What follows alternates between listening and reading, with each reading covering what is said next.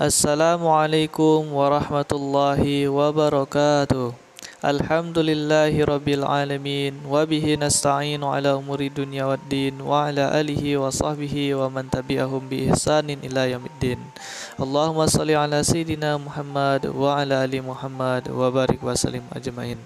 Apa kabar adik-adik semua? Hari ini kita belajar fikih, yaitu tentang ketentuan salat sunnah rawatib. Namun sebelum belajar, alangkah baiknya kita berdoa terlebih dahulu agar kita dimudahkan di dalam proses pembelajaran dan selalu diberikan ilmu yang bermanfaat. Berdoa dimulai.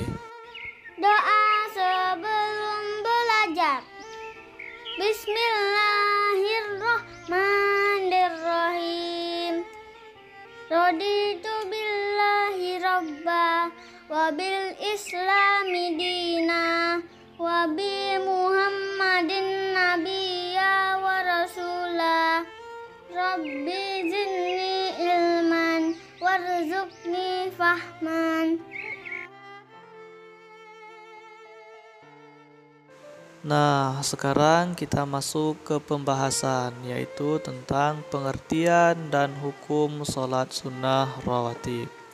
Sholat sunnah rawatib adalah sholat sunnah yang mengikuti sholat fardu yang 5, yaitu subuh, zuhur, asar, maghrib, dan isya. Sholat sunnah rawatib ada yang dikerjakan sebelum sholat fardu dan ada yang dikerjakan sesudah sholat fardu. Sholat sunnah rawatib yang dikerjakan sebelum sholat fardu disebut sholat sunnah qobliyah. Sedangkan yang dikerjakan sesudah sholat fardu disebut sholat sunnah ba'diyah. Adapun hukum kita mengerjakan sholat sunnah rawatib adalah sunnah, yaitu apabila kita kerjakan maka kita akan mendapat pahala, dan apabila kita tinggalkan maka kita tidak berdosa. Nah, sekarang kita masuk ke jenis sholat sunnah rawatib dan bilangan rakaatnya. Sholat sunnah rawatib ada 2 macam, yaitu sholat sunnah rawatib yang muakkad dan sholat sunnah rawatib yang khairu muakkad. Apa sih sholat sunnah rawatib yang muakkad itu? Baik, Bapak jelaskan. Sholat sunnah rawatib yang muakkad adalah sholat sunnah yang sangat dianjurkan oleh Nabi Muhammad SAW, bahkan hampir mendekati wajib, karena Nabi SAW tidak pernah meninggalkan sholat ini. Beliau selalu mengerjakan sholat sunnah rawatib yang muakkad. Kemudian yang kedua yaitu sholat sunnah rawatib yang khairu muakkad. Sholat sunnah rawatib yang khairu muakkad ini adalah sholat sunnah yang kurang dianjurkan atau kurang diutamakan oleh Rasulullah SAW, tetapi baik untuk kita kerjakan. Nah, adik-adik semuanya, kali ini kita akan membaca niat sholat sunnah rawatib qobliyah atau sebelum zuhur.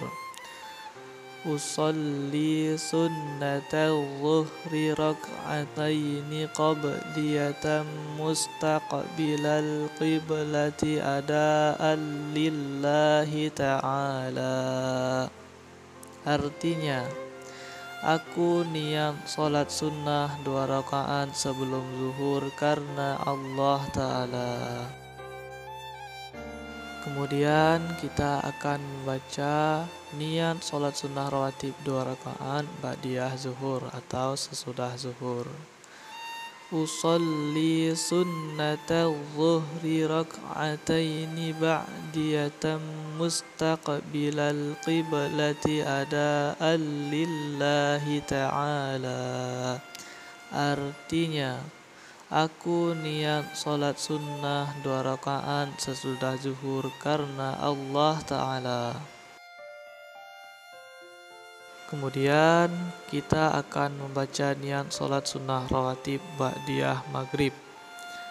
Usalli sunnatal maghribi rak'ataini ba'diyatan mustaqbilal qiblati ada'an lillahi ta'ala.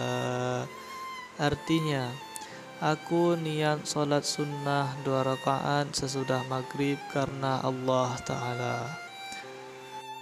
Kemudian kita akan membaca niat sholat sunnah rawatib ba'diyah isya.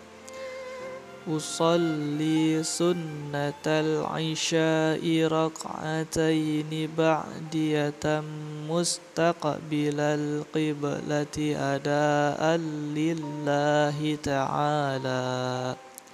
Artinya, aku niat sholat sunnah 2 rakaat sesudah isya karena Allah Ta'ala. Kemudian kita akan membaca niat sholat sunnah rawatib qobliyah subuh atau sebelum subuh. Usalli sunnatas subhi rak'ataini qabliyatan mustaqbilal qiblati ada'an lillahi ta'ala. Artinya, aku niat sholat sunnah 2 rakaat sebelum subuh karena Allah Ta'ala. Nah, itulah niat sholat sunnah rawatib yang muakkad. Kalau seandainya adik-adik semua belum hafal niat secara bahasa Arabnya, jangan menjadi alasan adik-adik tidak mengerjakan sholat sunnah rawatib, tetapi boleh pakai bahasa Indonesia terlebih dahulu. Misalkan adik-adik ingin mengerjakan sholat sunnah rawatib qobliyah subuh, adik-adik hanya perlu membaca niat pakai bahasa Indonesia saja.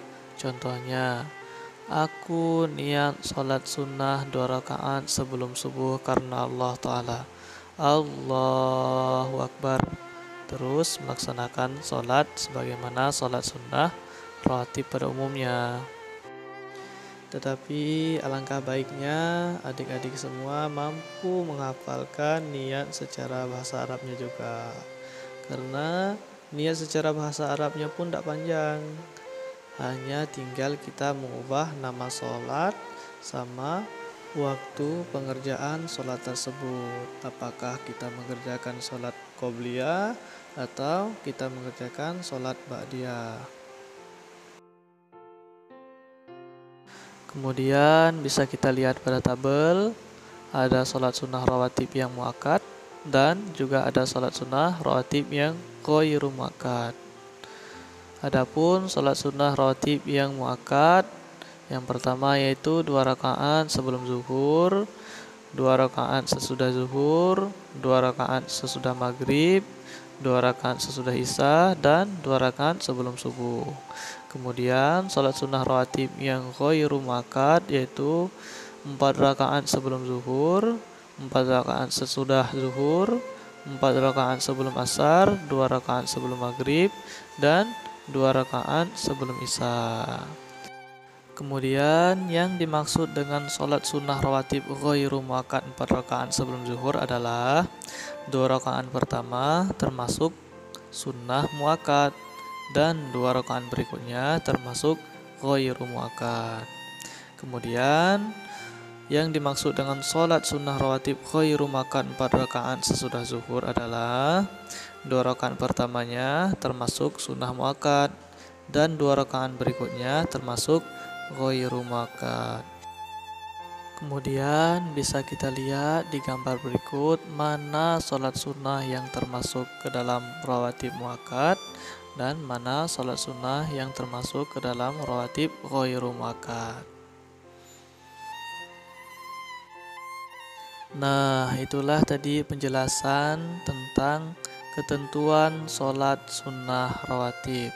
Semoga kita selalu diberikan kemudahan di dalam belajar dan selalu diberikan ilmu yang bermanfaat. Amin.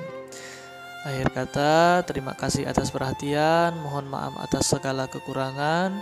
Wallahul muwaffiq ila aqwamit thoriq. Assalamualaikum warahmatullahi wabarakatuh.